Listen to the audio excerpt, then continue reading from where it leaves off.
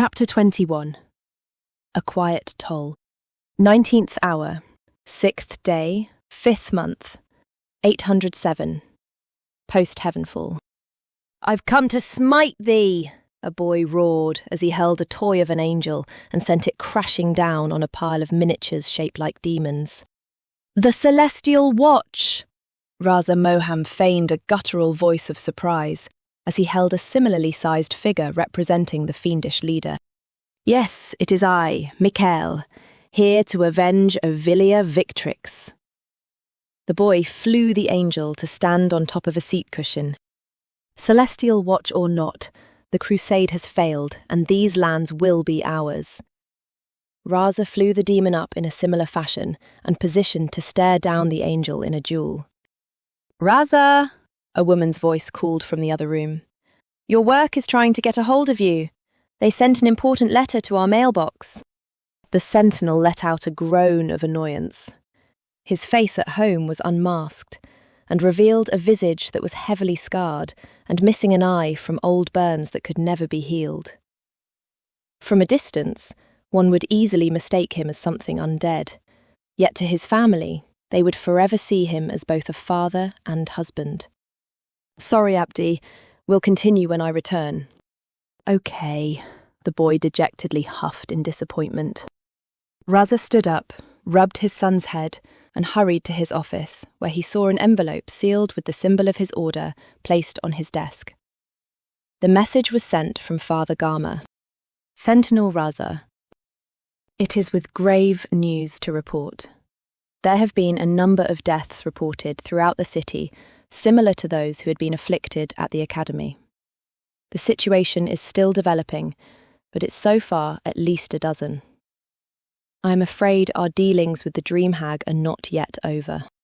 As he read the rest of the letter, his grip tightened on the paper as he recalled the Night Mother's last words. "I won't stop." Rows of shrouded bodies were laid out on mortuary stretchers in a large, cold chamber below one of the city's temples of mending. As the exhausted healers brought more of the dead, Sentinels Valeria, Raza, and Gama were first to arrive at the morbid scene. All of them carried the same mixture of emotions, but each of their faces showed one clearly dominating over the others. For Valeria, it was sorrow, as she vacantly skimmed through the packet of the victim's medical records and counted the death toll. For Gama, horror and nausea kept a hand over his mouth and his legs unwilling to move any closer. As for Raza, there was only silent fury. 23, Valeria spoke hoarsely. 23 in one day. "And more dead are being brought here," Gama added. Raza moved to the nearest corpse and pulled the veil back. Beneath it was a young human man who appeared physically fit when he was alive. He then walked to the next closest and did the same, revealing a middle-aged, half-elf male of average build. The Sentinel knew the truth of what caused the deaths, but a small part of him hoped there would be signs of something else entirely. Nevertheless, there was no denying it based on the uniform manner of deaths. The Night Mother had returned. "Valeria," Raza finally spoke with a restrained hush. "Collect what arc samples you can and look over each victim. Gama, how long will it take to prepare the True Sight ritual again?" "Now that Eisen has a sustainable process, it should take roughly a week to complete," he answered with professional composure. "We still haven't had prolonged success on enabling multiple users yet. I will petition for the first Sentinel to provide additional assistance on the matter, and I want you to teach the spell so that we can replicate its effects. In the meantime, this Temple of Mending must be locked down." "Locked down?" Gama echoed back with astonishment. "There's hundreds of patient beds here, and more than that in staff and healers."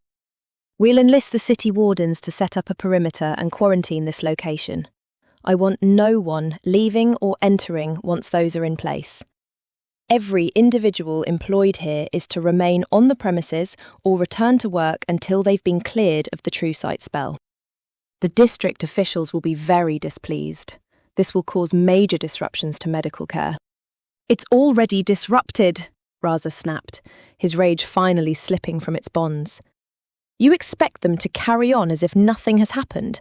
No, I will accept nothing less until the rot has been excised. Disruptions can be handled by the district bureaucrats, so if you want the lockdown to end sooner, find the founder's damn dream hag. Interrogate the people here thoroughly, if need be. Yes, Sentinel, Garma conceded, not wanting to provoke additional ire. This is where the cases started, Valeria noted. Erin Shearer, the first dream hag, had her initial victims here. Correct. There's significance here, and I intend to find it, Raza said, as he checked a third body, a dwarven girl. If we eliminate this final hag, their coven will be no more. The previous two were subtle and patient with their targets. This latest one showed her hand too soon. It's a sign of reckless desperation, typical of cornered animals. There's a chance the assailant could be from outside the Temple of Mending. Is there a contingency plan? Unless we receive additional support, resources are stretched thin, screening the forces mustering for the crusade. We'll focus here and expand if the dream hag strikes outside of the quarantine. Valeria nodded, but was deeply unsatisfied with the solution. While she understood the limited capacity of Sentinel manpower, she still wanted to cast a wider net. Whether the killings were directly related to the Temple of Mending or another commonality was something he wanted to explore further. Valeria herself would be too occupied to identify such patterns, but she thought of someone who could. Light summer rain gently tapped upon the surface of the window pane to complement the still silence of the dormitory common room. A solitary table lamp dimly illuminated the space and held back the encroaching night shrouding the world. Under the refuge of its glow, Ariya reclined comfortably on a couch, wrapped in her own light blanket of linen, as an open tome rested between her hands and knees, curled up to support the book's weight. Her eyes quickly scanned each line, and she would occasionally pause in fascination at the sporadic illustrations depicted on paper. Just as she was about to turn the page, the door connecting to the corridor of private quarters creaked open. From behind, Zeren shuffled into the room, almost immediately spotting Ariya in her usual late-night seat. "Still can't sleep?" she asked. Zaren chuckled dryly from the pantry as he poured a glass of water from a pitcher. "I think being put in a coma has awakened the elven side of my heritage and made me a fellow insomniac." "Isn't it wonderful? Now you have more time to do anything," Ariya quipped. "What to do with all the time? I suppose I could practice channeling more arc into my shots. However, I don't think the community would appreciate being out on the range at this late hour. Did you want any refreshments?" "No, I'm fine," Ariya nodded at her empty wineglass. "Thank you, though." Zaren joined his colleague at the lounging area and sat on the end of the couch opposite of her. "What are you reading?" he inquired. The elf tilted the leather-bound cover of the book towards him. The edges and corners were worn and leather-bound with some of the painted letterings and colours rubbed off from age. However, the engraved artwork depicting a myriad of snarling beasts surrounding a man's scholarly face remained eye-catching despite its faded look. Perkins Group's Historical and Mythical Bestiary, Volume 1. Ariya named the title out loud. "Sentinel Valeria recommended it to me." "Is the information accurate?" "I'm not sure. I wouldn't be surprised if the author sensationalized details, but it's pretty thorough in its listings.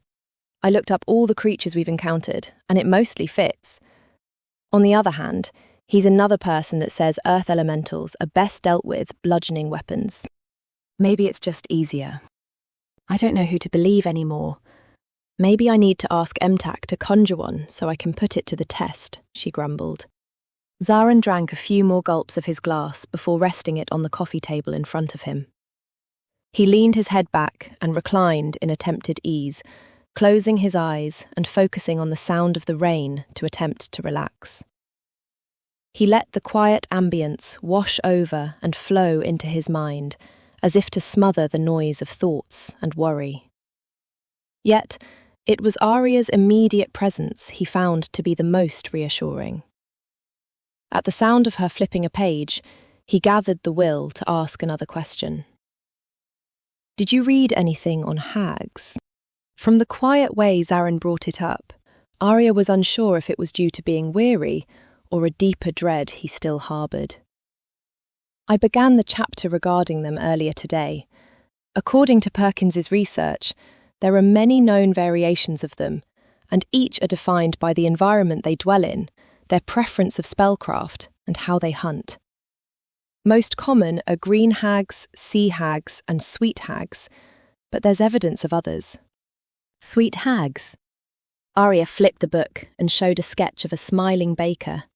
However, her skin was stretched like taffy, and eyes were bulging gumdrops. "They typically charm their victims with sweets and a grandmotherly kindness before baking them into pastries." Zarin grimaced at the image. "Why are there so many different ones?" "Many are descendants of Fae that colonized the world long before our ancestors did 25,000 years ago.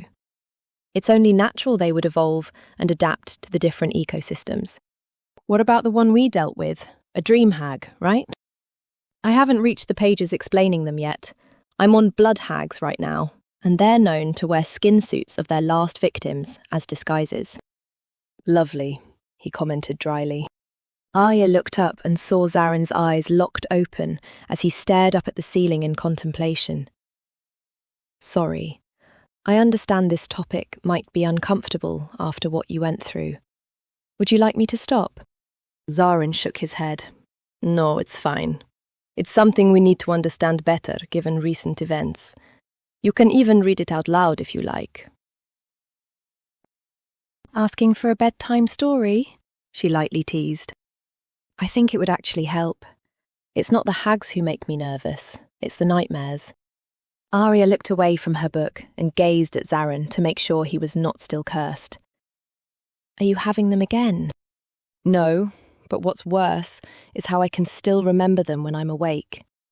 There's been nights I couldn't fall asleep because I didn't feel safe in my own room. I'd stand at the bed or sit at my desk for minutes before even trying." "Was tonight one of them?" Zarin reluctantly nodded. He turned his head towards the window and watched the raindrops running down the pane. "I was actually hoping you might still be awake. It's a little childish, but I'd feel better trying to rest if there was someone to keep an eye out." The gentle honesty of his tone made Ariya lower the book, and couldn't help but notice his profile was softer with exhaustion in the pale light of the window. "I don't think it's childish. Often it's just reassuring to know someone is there." Zarin gave a faint smile of relief.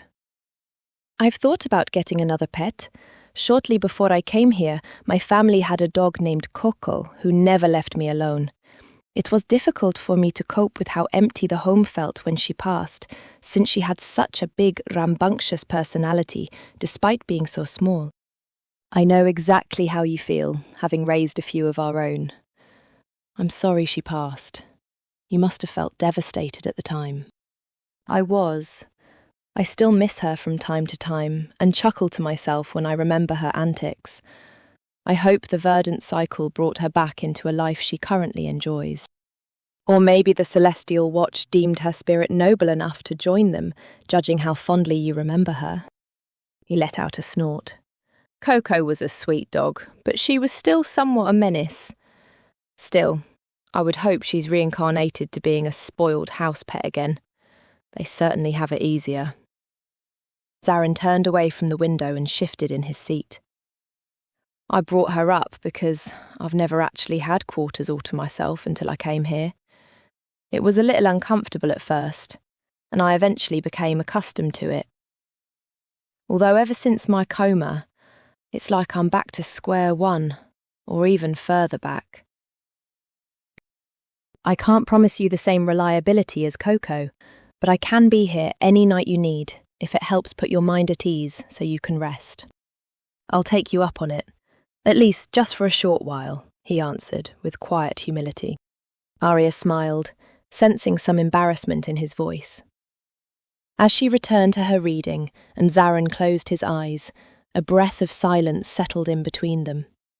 It was neither awkward or discomforting, but felt calming and peaceful from their grounding bond as comrades.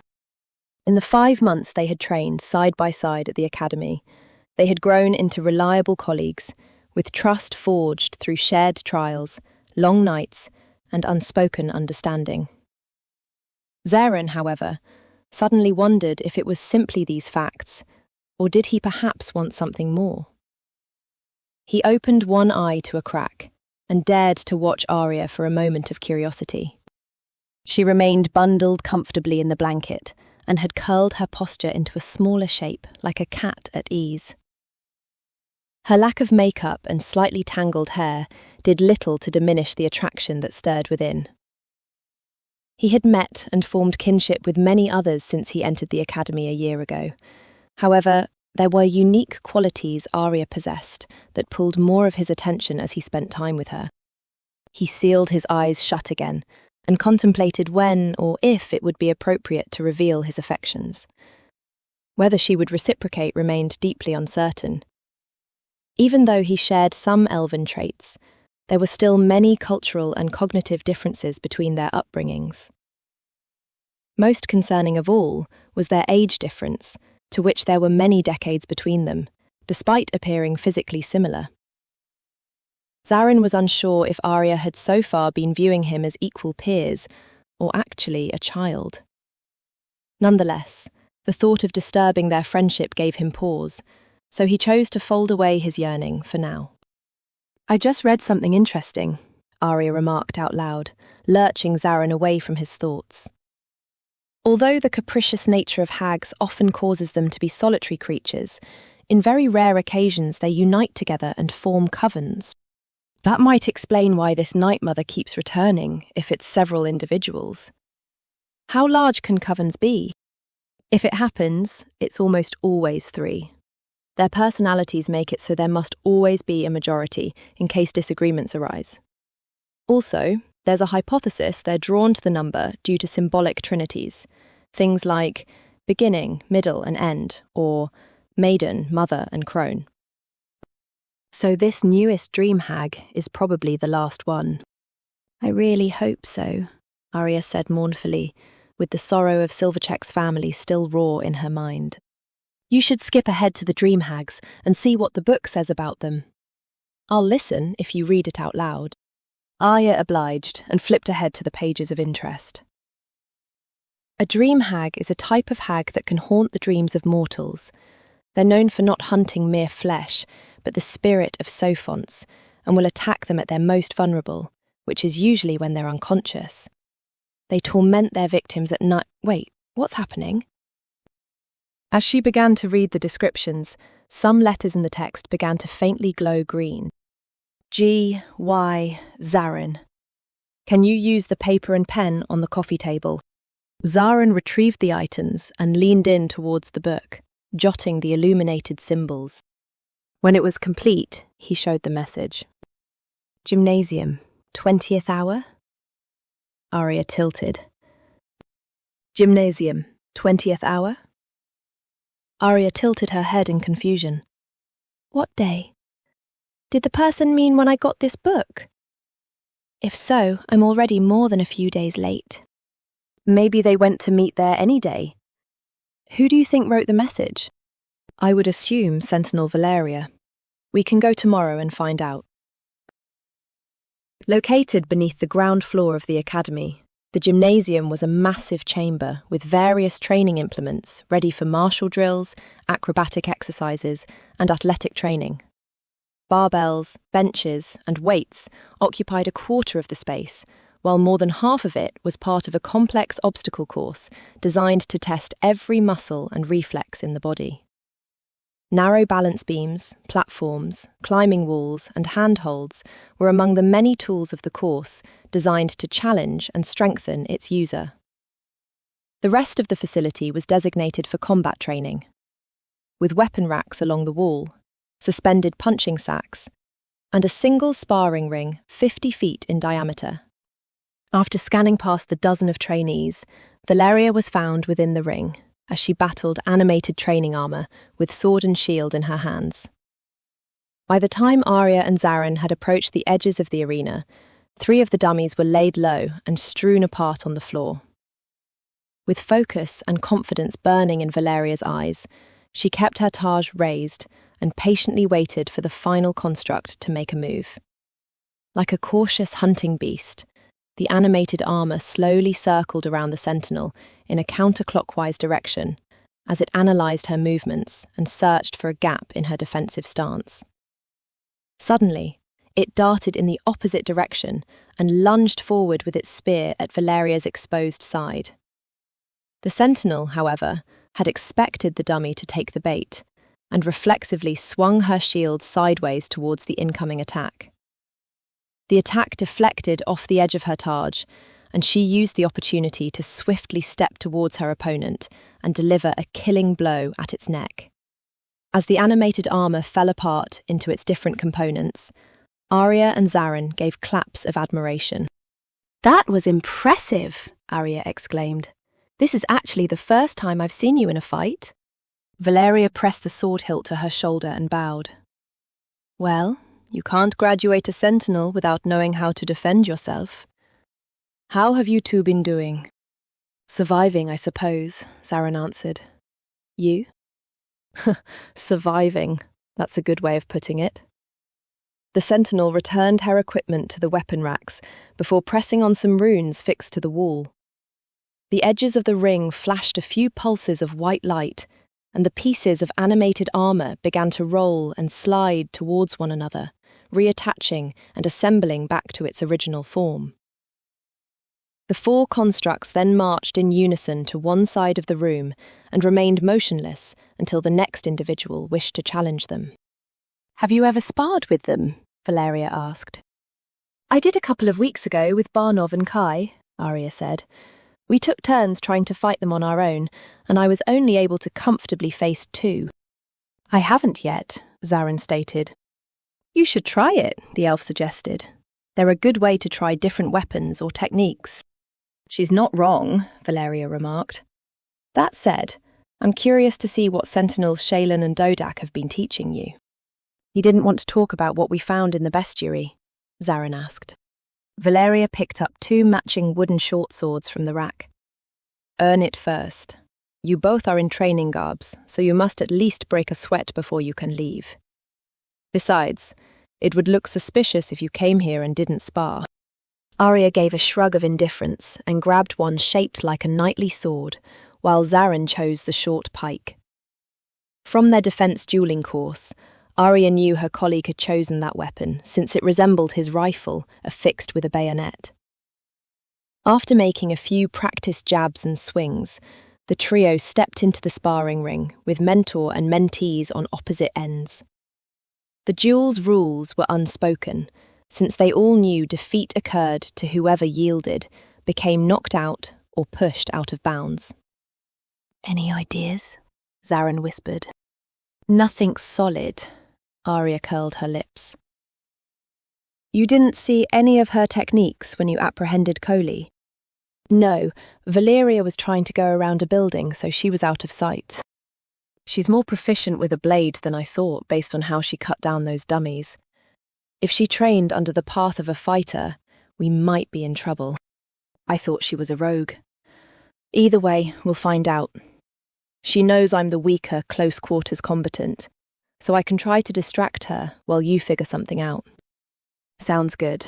We have to keep flanking her on opposite sides. It's our best chance." "Best chance at what?" Ariya smiled mischievously. "Winning." "Are you two ready?" Valeria called out. "Ready," Zarin answered. "I'll start the count." The opposing sides readied themselves into their respective battle stances, with the tips of their blades pointed across the arena. 3, 2, 1, begin. Rather than a ferocious charge into each other, both sides took a more cautious approach, with the mentees holding their position and Valeria slowly approaching from Zarin's side. "Nervous?" the Sentinel quipped. "Terrified," Zarin dryly replied, the tip of his pike tracking his opponent. Just following what they taught about not rushing into things without studying first. Very wise. Although, how are you supposed to know when and how to act if you don't know? Zarin burst forward to Valeria as she was mid-sentence and nearly caught her off guard. Rather than a precise jab of the spear tip, he went for a wide swing from her left, which forced her to block with both blades. Ariya used the opportunity to go around and thrust her blade into Valeria's exposed shoulder. In a flash of speed, the Sentinel parried the rapier with one of her swords, but the release of one of the two blades holding back Zarin's pike had given him an opening to press his weapon toward the Sentinel.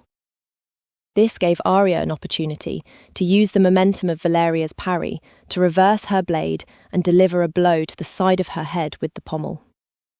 Yet instead of causing a knockout, the Sentinel's natural Aegis dissipated most of the force and repelled the rest. To Ariya, the attempt felt as fruitful as pounding her weapon into stone. Amused by the flanking attack, Valeria barely reacted to the hit and pushed Zarin's pike away with a spin of blades to catch Ariya in the midriff. The elf was able to block one of the twin swords with her own twirling flourish, but was unable to deflect its sibling as she felt it rake across her abdomen. Ariya's own Aegis warded off the strike, but she winced from the pain and could feel it had been significantly damaged from a single hit. Valeria hastily stepped back to the edge of the arena, where it would be harder for the candidates to surround her. Based on how thick Valeria's barrier of arc felt and the intensity of her strike, Ariya was able to finally confirm her mentor's profession. She was indeed a fighter. Yet instead of the brute strength displayed by those like Dodak Burrow Smasher and his warpick, Valeria combined the methods of training her Aegis to be resilient, with fluid grace, agility, and technique. Ariya somehow knew that last hit was only a fraction of her strength, and with a non-lethal weapon, but still depicted an alarming glimpse into the Sentinel's lethality. At this pace, her opponent would triumph on attrition alone, and that realization caused the sword to tremble in Ariya's hand. Noticing his partner still recoiling from the last blow, Zarin surged forward to cover and used the reach of his pike's shaft to push the Sentinel back, and then feinted a high jab before thrusting low. As if she read his mind, Valeria performed a twisting backflip. Her kick sent the pike back towards its owner and left Zarin reeling and wide open for a counterattack. Ariya saw an opportunity.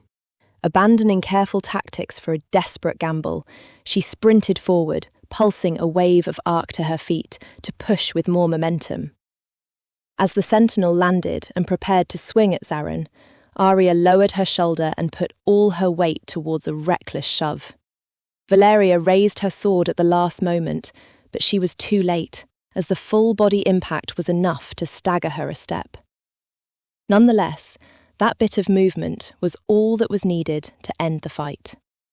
Everyone looked down and saw Valeria's foot was now out of bounds. "Yes!" Zarin cried in triumph. The Sentinel gave a hearty chuckle. Anticlimactic, but I suppose that's what I get for trying to be clever. Well played. I didn't think that would work, Ariya admitted, chest heaving from exertion and stomach sore from the impact of her mentor's slash. As Ariya and Zarin returned their training weapons to the arming racks, Valeria retrieved a couple vials of red liquid from her equipment bag. "Do you need healing potions?"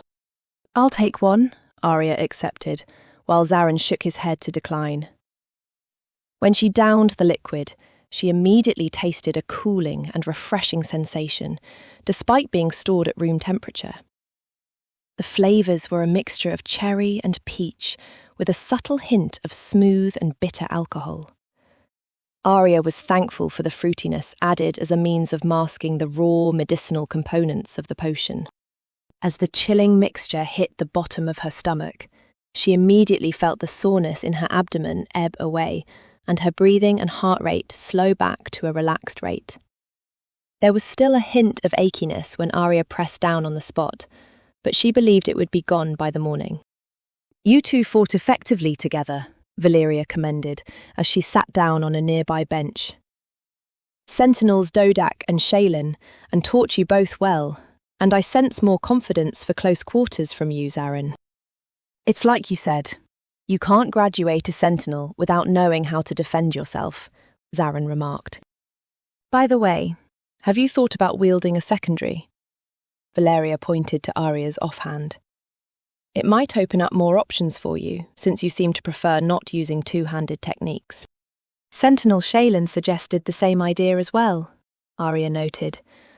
I've considered it, but I feel I still need to work on improving my main hand before incorporating another one in. My dad is a dual wielder, actually. Really? Who's better at it, me or him? Him, Ariya answered without missing a beat. Valeria laughed. I was being facetious. From what I heard, Ray Iliani would be the equivalent of a first Sentinel or even an arch-Sentinel if he joined our organisation. Unless I somehow pushed him out of bounds, I wouldn't last 6 seconds in an honest duel. Ariya finished the last drops of the healing potion before topping it with a cork. I'm assuming you didn't create that message in the bestiary just to invite us to spar? Of course not, Valeria answered. Firstly, I wanted to offer you deep gratitude for your assistance in helping us subdue Madame Elston. Ariya grinned proudly. I'm glad to be of service. I didn't do anything at all, though, Zarin said quietly, with a smirk. Yes, your medical condition left you sidelined, Valeria lamented. Nevertheless, you'll have more opportunities to prove yourself, which is primarily why I called you here. The Sentinel took a swig from her water skin and sat quietly to collect her next words. As you no doubt have already heard, there's been a string of deaths across the city that happened almost overnight. All the victims were suffering extreme lethargy for periods of time before their hearts gave out. The Night Mother is back, Zarin murmured. Or it's likely someone else who's connected and sharing the same moniker, Ariya pointed out. Remember what I read last night about covens? Perhaps they're another member. Odds are you're correct, Valeria agreed. Our analysis arrived at the same conclusion, that the Night Mother is actually multiple people, which would also explain why the Academy did not suffer further influence after Madame Elston's demise. You're bringing this up because you want more help, Zarin implied. The Sentinel nodded. You can choose to accept or not. I know you both have a lot going on with the Academy studies, and if you're worried about the risks involved, then I would understand should you opt to decline. I can't tell you more about the case unless you commit to assisting. However, I want to be clear that expulsion would be on the table if Sentinel Raza had it his way. The candidates paused for a moment to contemplate the dangers of participating, and Ariya glanced at Zarin to read his expression. From how the look of his eyes hardened, it didn't take much effort to uncover how he would answer. I'll do it, Zarin spoke with resolve.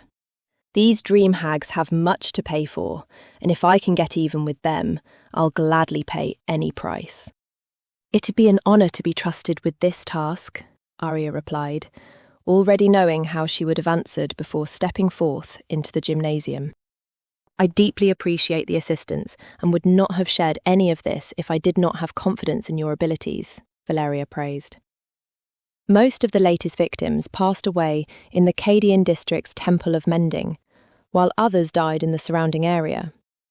Unfortunately, Raza has become hyperfixated on the temple, almost overzealously, believing it to be the epicenter of all these fatalities. Many Sentinels have been pulled to assist with the inquiry as much as we can spare, so I wanted you both to be extra pairs of eyes in case something is missed. How do we start? Zarin asked. There's a list of the recent victims with some information about each one. You can look for something in common between them by digging into the city's residential records. If time was on our side, I would have been more willing to take Raza's methodical approach. However, we face the storm of circumstances where lives are threatened by a malevolent dream hag and the lockdown of a major temple of mending. I pray your efforts will help bring this all to a close with greater haste. Do you have the list on you? Valeria gave a trickster's smile and eyed the empty potion vial still in Aria's hand. You already have it. Ariya held up the bottle and saw the back of the label was marked with writing that read, Bellamy's third principle. Say aloud with the table of contents open. Do I say it out loud with the bestiary? She asked. Yet when Ariya wanted to confirm with the Sentinel, she had already begun walking away. Thanks, and good luck! Valeria waved without looking back. After returning to the common room, Ariya and Zarin huddled around the bestiary and opened it to the table of contents. A foe who only sees what you allow is already half defeated, Ariya spoke out loud, reciting Bellamy's third principle. Moments later, dozens of page indices glowed, and she turned to the first one in order. Within the summary text detailing creatures known as the Akato, letters glowed, revealing an individual's name, their occupation, and where they died. After writing their information down, they turned to another entry and repeated the process for the next victim. There are so many names. I'm not sure where I would begin. Ariya vocalized her swirling thoughts. Do we look at their medical history, places they've visited, people they've met? The possibilities could be infinite. I would assume going door to door to ask questions would not be the most effective use of our time, Zarin said with a wry smile. We could follow Valeria's suggestion and visit somewhere they house city records. It'll be a lot of documents to sift through, and I'm not looking forward to the eye strain that comes afterwards. Maybe we can recruit someone who is an archivist. I think I have someone in mind. Kellyn? Ariya wondered rhetorically. Kellyn,